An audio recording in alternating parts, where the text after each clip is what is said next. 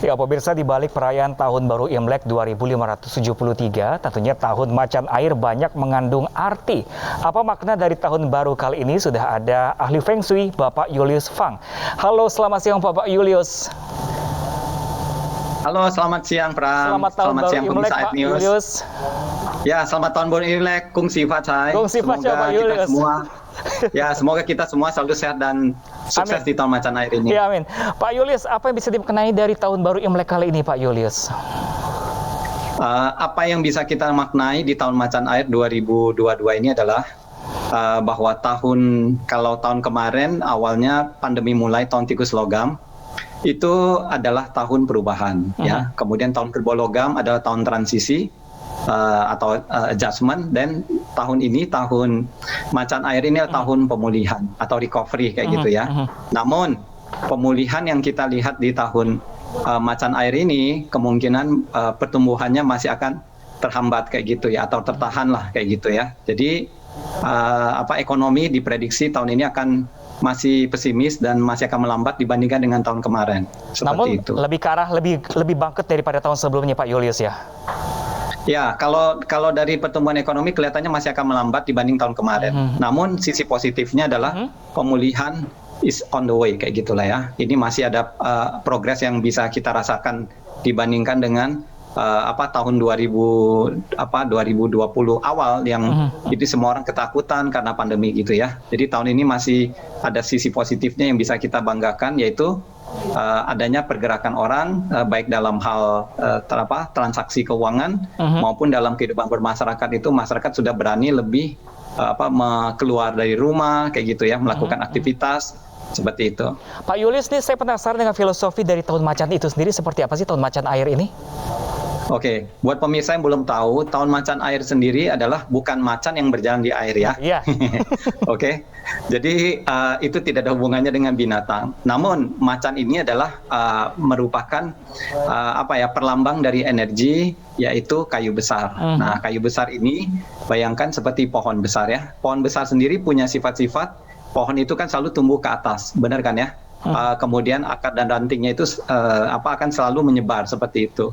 Jadi sifat dari pohon ini adalah sifat positif, yaitu kokoh, berani, ambisius, aktif, karena dia selalu tumbuh, dia selalu aktif, senang berpetualang ya. Kemudian baik hati dan pemberi, seperti memberi keteduhan, memberikan buah dan sebagainya ya. Kokoh itu berarti dari kayunya yang kokoh seperti itu ya. Nah, kemudian sifat yang kurang dari pohon besar ini atau kayu besar dari si macan ini yaitu keras kepala ya. Bayangkan kalau kayunya itu kan pasti kan kalau kita ketok tuh keras ya. Oke, kaku, kasar, impulsif. Nah, kenapa impulsif? Karena bila seseorang ingin tumbuh terus, ingin bergerak terus, biasanya daya pikirnya itu agak lemah kayak gitu ya, mau menuruti kata hati gitu loh, bukan menggunakan logika ya. Jadi dengan demikian kekurang sabaran, mudah emosi dan sensitif adalah merupakan salah satu kelemahan dari elemen kayu besar dari si macan ini. Jadi itu adalah si macan.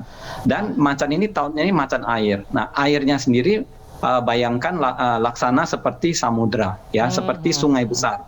Seperti itu. Nah, sungai ini kan ada unsur airnya. Air itu kan bentuknya mengikuti wadahnya. Jadi sifat-sifat air yaitu fleksibel, adaptif ya, dingin, lembut. Kemudian air itu banyak ditemukan di dalam otak manusia. Dengan demikian, ini merupakan tahun yang lebih kreatif, lebih cerdas, lebih bijak, orang lebih berhati-hati seperti itu. Ini kayak seperti agak berlawanan dengan sifat kayu besar tadi. Kalau kayu besar lebih impulsif, menuruti kata hati, logikanya agak kurang dipakai, ambisiusnya ada. Tetapi kalau yang si air ini, dia lebih menggunakan otaknya ya. Jadi lebih bersosialisasi.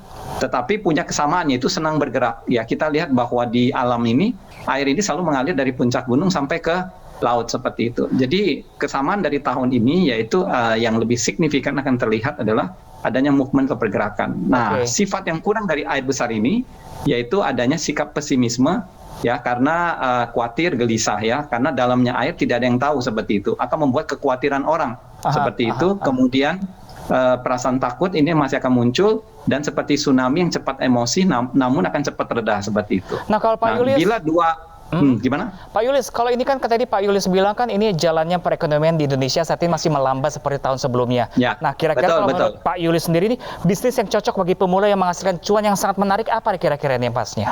Oke, untuk yang bisnis yang buat pemula sendiri, kita menyarankan bahwa jangan sembarangan atau jangan terlalu spekulasi ataupun impulsif tahun ini untuk memulai satu bisnis. Tahun ini kurang cocok untuk memulai bisnis baru, untuk khususnya yang pemula. Tetapi buat pemain lama yang untuk mau ekspansi, karena sudah punya kalian dan pengalaman, selama tren bisnisnya tahun ini bagus, maka bisa diikuti kayak gitu ya. Dan untuk yang pemain baru ini kan, ini kayak seperti semi spekulasi, apalagi terlebih kalau dia belum punya kalian atau pengalaman di sana seperti itu ya. Jadi persyaratannya adalah pertama harus punya kalian dan pengalaman untuk yang pemula ya. Kedua, hoki pribadinya dia itu minimal 4 tahun itu bagus, karena biasa orang buka usaha itu akan kolaps di 2-3 tahun awal. Kenapa kita butuh 4 tahun awal? Ini untuk memantapkan kita punya fondasi dalam berbisnis dan networknya kayak gitu ya. Dan yang terakhir adalah tren bisnisnya juga bagus. Nah, tren bisnis yang bagus di tahun ini yaitu di 6 bulan awal didominasi oleh elemen api dan tanah.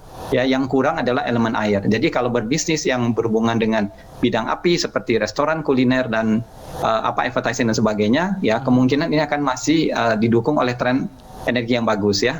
Oil and gas serta batu bara juga akan masih bagus di 6 bulan awal. Tetapi 6 bulan berikutnya ada perubahan di mana bisnis yang berelemen api ini akan berubah menjadi sedang, bukan bagus lagi. Namun yang bagus berubah menjadi elemen logam dan tanah. Nah, tanah sendiri akan bagus di semester 1 dan semester 2. Ya, sedangkan yang agak kurang di 6 bulan yang terakhir, yaitu dari Juli sampai Desember, adalah bidang elemen kayu seperti tekstil, fashion pakaian, ya, kesehatan dan sebagainya. Oke. Nah, Pak Yulis, kalau untuk bagi pemula nih apa sih harus dihindari untuk berbisnis di tahun ini? Oke, yang perlu dihindari tadi seperti saya sudah mention, yaitu sifat jelek dari kayu besar, yaitu sifat impulsif. Sikap impulsif ini akan membuat seseorang menuruti kata hati, tidak menggunakan logika.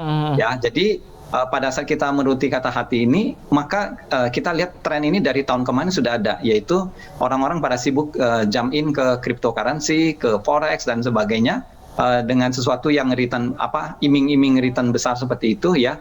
Dan kalau berbisnis juga akan melakukan hal yang sama, yaitu kita lihat bahwa rame-rame orang membuka satu bisnis kemudian ikut-ikutan membuka kayak gitu ya.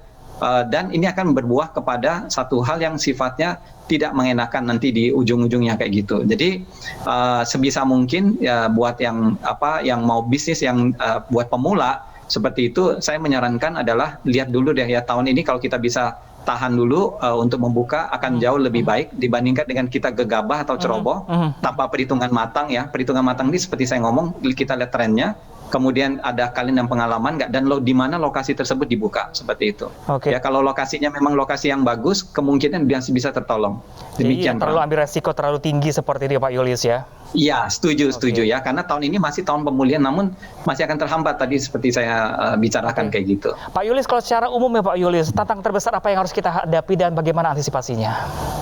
Oke, tantangan terbesar yang kita hadapi itu ada beberapa poin. Yang pertama kita lihat bahwa pandemi masih akan ada, dan kita lihat bahwa kedua, ketidakstabilan dalam ekonomi ini akibat dari pandemi dan juga dari ketegangan geopolitik ya. Ketegangan geopolitik berarti adanya kita sebut potensi ancaman perang di negara Amerika dan di Ukraina, Amerika lawan Rusia seperti itu.